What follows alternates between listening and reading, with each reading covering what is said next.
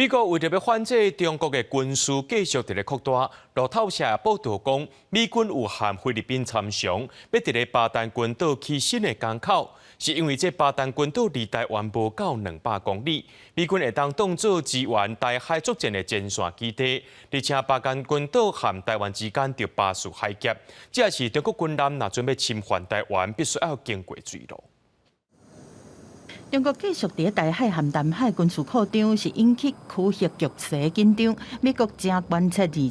介入。路透社标讲，菲律宾巴丹群岛的省长开口证实，美军当地和菲律宾讨论讲，锁定伫离台湾无到200公里的巴丹群岛要起新的港口，因为巴丹群岛和台湾之间的巴士海峡是航行西太平洋和南海之间准要过的关键点，嘛是中国侵台的关键水道，红看作是要阻挡中国对巴士海峡环台。如果说未来在这一个台海这边有一些冲突状况的话，它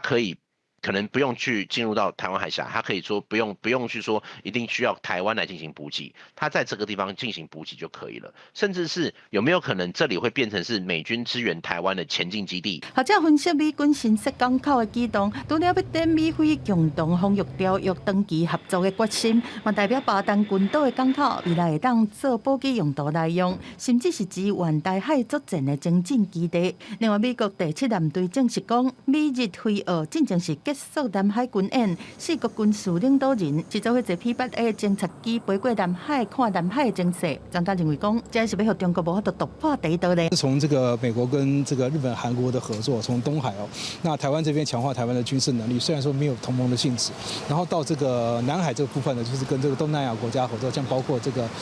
那个东南亚国协，然后澳洲等等这些国家，那多少有这样子的这个围堵的这个意味存在。英国嘛是一直在注意台海的情势，英国外交大臣瓜维立30访问北京，见中国国家副主席韩正和外长王毅。英国外交部发声明指出讲，瓜维立有当面表达台海的和平稳定对国际社会正重要。记者综合报道。